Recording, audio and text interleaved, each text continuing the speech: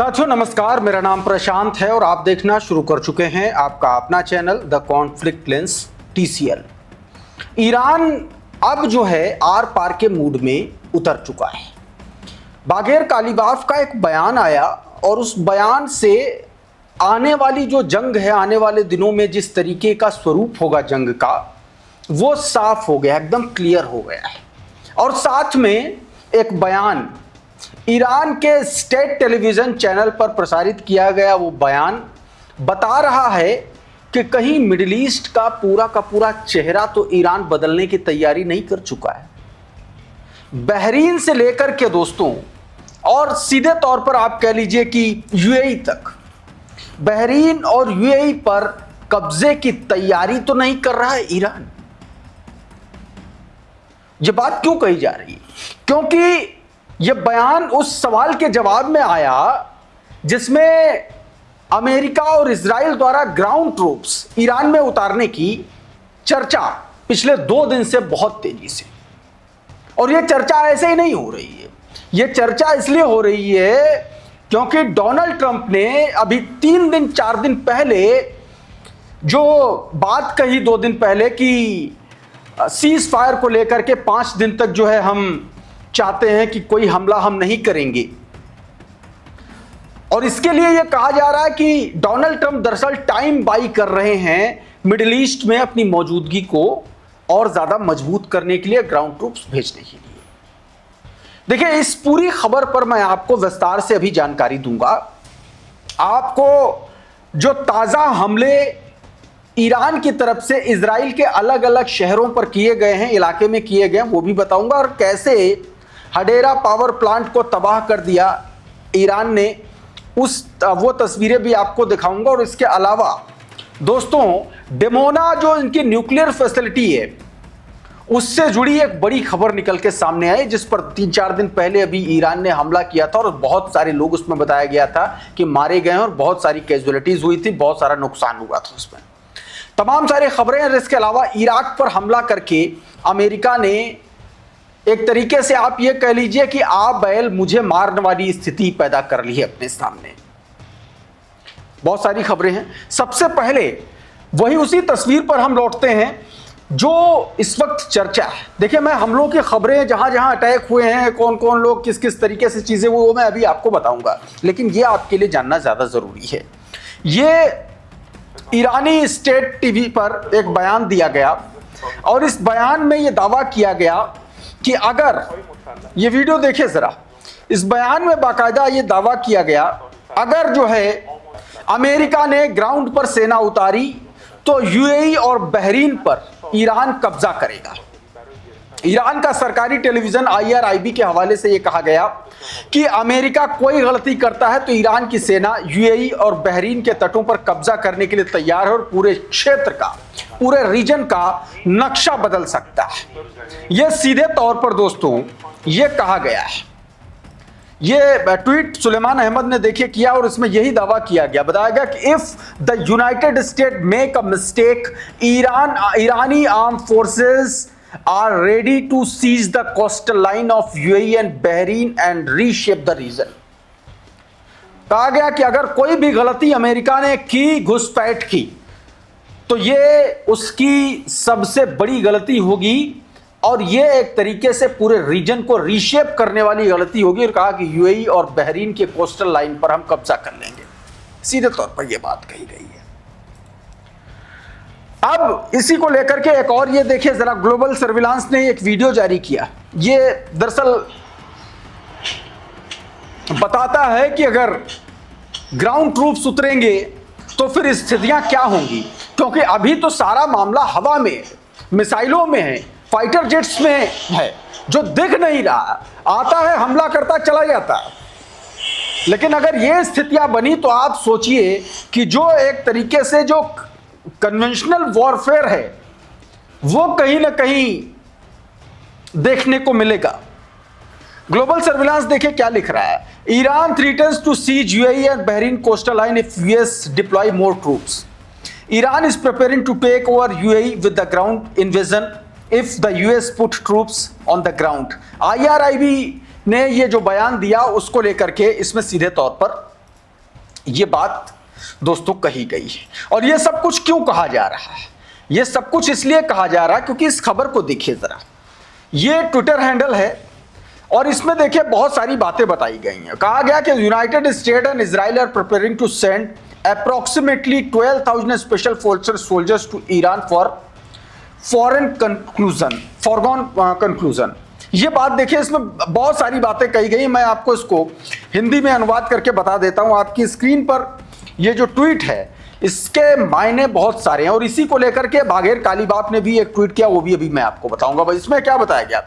बताया गया है कि अमेरिका और इजराइल ईरान में 12,000 स्पेशल फोर्स भेजने की तैयारी कर रहे हैं और खाड़ी देश इसकी फंडिंग कर रहे हैं। रिपोर्ट्स में दावा किया जा रहा है कि अमेरिका और इजराइल मिलकर के करीब 12,000 स्पेशल फोर्स सैनिकों को ग्राउंड पर ऑपरेशन के लिए भेज सकते हैं और इसमें बताया जा रहा है कि यूएई, कतर और कुवैत जैसे खाड़ी देश इसमें फंड कर रहे हैं। अब ये दोस्तों सीधे तौर पर इसका ये लब्बो लुआब है जो बताए जाने की कोशिश की। इसमें क्या बताया गया? कहा गया है कि military strategically is nearly impossible to defeat Iran in a ground operation. क्यों? क्योंकि Iran already possess 6,50,000 soldiers and 2,50,000 security forces. ये ताकत है अमेरिका की। It also has numerous military organisation totalling around 2 million soldiers. 2 million soldiers की बात कही जा रही है। This is joint ground operation between the United States, Israel and Gulf cooperation council countries require more then just a miracle to succeed. सीधे तौर पर यह बात कही गई है। इसी को लेकर के बाघेर कालीबाफ का भी एक ट्वीट आया जो आपकी स्क्रीन पर जरा देखिए। इसमें क्या होगा? We are closely monitoring all US movement in the region, specially troops deployment. कहा गया कि हम अमेरिकी और इजरायली सोल्जर्स के मूवमेंट पर बारीक नजर रखे हुए हैं और उनके हर ट्रूप मूवमेंट को हम लोग जो है एनालाइज कर रहे हैं। What the generals have broke, the soldiers can't fix। कहा गया कि जो जनरल्स ने, जो अधिकारियों ने तोड़ दिया उसको सैनिक जोड़ नहीं सकते हैं। They will fall victim of Netanyahu's delusion। सीधे तौर पर बताया गया कि वो नेतन्याहू की डिल्यूजन का शिकार हो जाएंगे अगर किसी भी तरीके की कोई गलती करते हैं। ये बात कही गई। अच्छा, ये तमाम सारी तैयारियां चल रही हैं। जंग का एक और पहलू जो लगातार हमले कर रहा है। एक नई स्ट्राइक की है ईरान ने इजराइल और अमेरिका के अलग अलग ठिकानों पर। यह जरा वीडियो जारी किया गया और इसमें बताया गया कि ईरानी हमलों की 81वीं लहर में उसने लगभग 70 से ज्यादा टारगेट को निशाना बनाया, हिट किया, including the area in Haifa, Dimona, al हर्दिया and the northern and southern Tel Aviv. इन जगहों को निशाना बनाया गया। इसके अलावा क्या बताया गया? Israeli casualties in recent wave are more than 2,500 killed and wounded. बताया गया कि लगभग 2,500 लोग इसमें या तो मारे गए हैं या तो घायल हुए हैं। The IRGC accuse US and Israeli leaders of lying about the war. बताया गया कि वॉर को लेकर के वो झूठ बोल रहे हैं। Tehran wants against further escalation, you urging Americans not support more attack. ये देखो सीधे तौर पर यह बात इसमें कही गई। कहा हम जो मोर अटैक वाली बात हम नहीं करेंगे, हमले 5 दिन तक, ये सीधे तौर पर झूठी है और जंग को एक तरीके से वो दूसरी दिशा में ले जाने की कोशिश कर रहे हैं। इस बीच एक हमला और किया ईरान ने इजराइल के हरेडा पावर प्लांट पर। बताया गया कि जबरदस्त तबाही मची यहां पर और पूरा का पूरा एक हिस्सा जो उसका है वो तबाह हुआ। उसकी कुछ और तस्वीरें, ये RT का वीडियो जो आपने स्क्रीन पर अपनी देखा। अब इसका एक और वीडियो मैं आपको दिखाने की कोशिश करता हूं। ये वॉरफेयर एनालिसिस ने इसका और एक क्लोज वीडियो निकाला है। ये देखिए जरा, ये हरेडा पावर प्लांट है और यहां पर ईरानी मिसाइल ने हिट किया है। बताया यह गया है कि इस हमले के बाद उस पूरे इलाके की विद्युत आपूर्ति ठप हो गई है और एक के बाद एक कई अटैक वहां पर किए हैं, कई मिसाइलें वहां पर दागी हैं और उसके बाद ये स्थितियां जो आप तस्वीरों में देख रहे हैं। ये एक और तस्वीर देखिए जिसको लोगों ने अपनी कार से शूट किया है हरेडा पावर प्लांट के पास। और हरेडा पावर प्लांट के पास देखिए, ये जरा वॉरफेयर एनालिसिस का एक ट्वीट देखिए। Iran has been firing missile at Israel non stop. बताया गया कि 2 वेव्स वर लॉन्च्ड सोर्सेस से explosive warhead fell in the हरेडा, one of them targeting power station. ये बात इसमें दोस्तों कही गई है। इतना ही नहीं, ईरान ने एक और वीडियो जारी किया और उसमें यह दावा किया गया कि उसने अपनी मिसाइल से यूएसएस अब्राहम लिंकन को टारगेट किया है। और ये प्रेस टीवी के हवाले से ये वीडियो आपकी स्क्रीन पर देखिए। इसी वीडियो को जारी किया गया ईरान की तरफ से और इसमें यह दावा किया गया कि उसने अमेरिका के बड़े जंगी जहाज को निशाना बनाया, अपनी जो एक तरीके से उसकी कोस्टल क्रूज मिसाइलें हैं उसके जरिए ये निशाना बनाया गया उसको। हालांकि अभी उस पर क्या इम्पैक्ट हुआ, क्या प्रभाव पड़ा, उसकी तस्वीरें नहीं निकल के आई हैं और अमेरिका तस्वीरें आने भी नहीं देता है। आखिर में उनको एक तरीके से हादसे की शक्ल दे करके किनारे कर देता है। यही यूएसएस गेराल्ड आर फोर्ड के साथ में हुआ। हमला किया गया, ऐसा दावे किए जा रहे रिपोर्ट्स में, फिर उसके बाद वहां आग लगी और वो किनारे हो गया। अब बताया जा रहा है कि यूएसएस त्रिपोली और यूएसएस जॉर्ज बुश जो है वो आ रहा है तमाम सारे ट्रूप्स को लेकर के, जिसकी चर्चाएं लगातार चल रही मिडिल ईस्ट में। लेकिन ये हमला बता रहा है कि दरअसल अगर इस हमले का इंपैक्ट जो भी होगा, अगर वो सामने आता है तो इससे कहीं ना कहीं अमेरिका के लिए एक बड़ा झटका माना जाएगा। एक और हमला किया गया नेगेव में। ये नेगेव पर हमले की तस्वीरें हैं, देखिए जरा। ये नेगेव में हमला किया, देखिए कितना जबरदस्त हमला हुआ। काला धुआं उठ रहा है आसमान में। यहां पर इस बड़ा हमला ईरान की मिसाइलों के द्वारा हमला किया गया है नेगेव में। क्लैश रिपोर्ट ने देखिए क्या बताया। बताया गया कि Iranian missile hit near the industrial area in Negev. The target was likely to Rotem industrial zone near the city of Dimona. Dimona city के पास जो जहां पर उसका न्यूक्लियर पावर प्लांट भी है, वहां उसके आसपास लगभग 4-5 किलोमीटर की दूरी पर इस रोटेम इंडस्ट्रियल जोन को निशाना बनाया गया और सीधे तौर पर यह मैसेज देने की कोशिश की गई है कि हम जो है उस प्लांट को भी निशाना बना सकते हैं। एक सीसीटीवी फुटेज भी निकल के सामने आया। ये जब 2 दिन पहले डिमोना न्यूक्लियर प्लांट पर हमला किया गया, ये उसकी तस्वीरें हैं और उसमें बहुत तबाही मची थी, बहुत सारे लोग मारे गए थे, बहुत सारी कैजुअलिटीज हुई थी, बड़ा नुकसान हुआ था। ये उसका सीसीटीवी फुटेज है जब ईरान की मिसाइलें डायरेक्ट हिट की थी डिमोना न्यूक्लियर प्लांट को। ये उसकी तस्वीर है दोस्तों। क्लैश रिपोर्ट ने इसको भी छापा, अपने ट्विटर हैंडल पर जारी किया। एक वीडियो और देखिए, ये हिजबुल्लाह ने जारी किया। ये दोस्तों साउथ लेबनान यानी कि नॉर्दर्न इजराइल की तरफ का हिस्सा जिस पर कब्जा है, एक तरीके से कब्जा करने की कोशिश कर रहा है इजराइल, वहां के नकवारा कस्बे में हमला किया हिजबुल्लाह ने।